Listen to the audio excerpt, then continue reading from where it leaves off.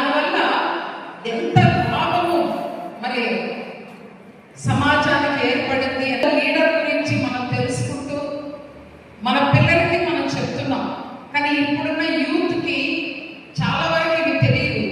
ఒకప్పుడున్న మనకి స్కూల్లో అన్నీ చెప్పించారు. ఇప్పుడు ఈ నాటక ప్రదర్శన కూడా ఇట్స్ వెరీ ఇన్నోవేటివ్ థింగ్. ఎందుకంటే ఇక్కడ పెద్దవాళ్ళ కంటే కూడా పిల్లలు ఇంకా బాగుండేది. ఎందుకంటే they have to learn things. కాబట్టి వాళ్ళు దొరకరు ఉండరు, కానీ వాళ్ళు నేర్చుకోవాలి. ఎందుకంటే ఫ్యూచర్ జనరేషన్ వాళ్ళది కాబట్టి వాళ్ళు నేర్చుకొని సరైన మార్గంలో వాళ్ళు ఉన్నట్లయితే మన సమాజము ఇంకా ఇంటర్నేషనల్ మ్యాప్ లో మనం ఉన్నాము. చాలా వరకు ఐటీ ఫీల్డ్ లో ఇండియన్ స్టూడెంట్స్ ఉన్నట్టు ఎవరు వేరే కంట్రీస్ ఉన్నట్టుగా దాఖలాలు లేవు. ఎక్కువ మన ఇండియన్ స్టూడెంట్సే ఉంటున్నారు. అందులో ఇండియన్స్ అంటే హార్డ్ వర్కింగ్ ఇవన్నీ ఉన్నాయి. ఇవన్నీ మనకి ప్లస్ పాయింట్స్ ఉన్నప్పటికీ కూడా క్రైమ్ రేటు ఇవన్నీ కూడా పెరుగుతూనే ఉన్నాయి. రీజన్స్ ఫర్ ఆల్ దట్ ఏంటంటే డిస్సాటిస్ఫాక్షన్.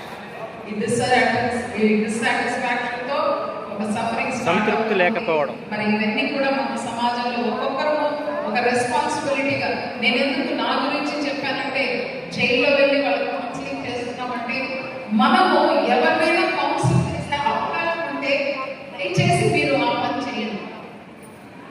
ఒక్కరిని మనం మార్చడంలో మనం ఉంటూ బాధ్యతని కలిగిన వారుగా మనం ముందుకు వెళ్ళాలి. నాకు మరి మంచి అవకాశాన్ని ఈ దినం ఇచ్చారు. మరి నాటకము కొంత అవకాశాన్ని తీసుకున్నాను. I'm very thankful for inviting me for this occasion. Thank you very much.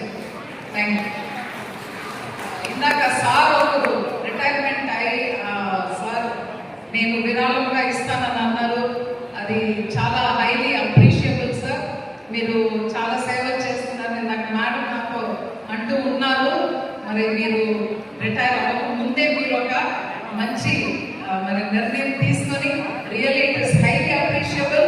ఎందుకంటే ఇటువంటి సంస్థలు జరగాలంటే దేర్ షుడ్ బి డోనర్స్. మరి ఏదైనా ఫ్యూచర్ లో నాకు కూడా అవకాశం ఉంటే తప్పట్లు మేడం గారికి పిలిచిన వెంటనే వచ్చి మంచి మాటలు చెప్పి మన యొక్క నాటకాన్ని ప్రారంభించినందుకు మేము జీవికి మెమోరియల్ ట్రస్ట్ తరఫున ధన్యవాదాలు తెలియజేస్తూ వెంటనే నాకు ప్రారంభం. Thank you. GVK memorial trust.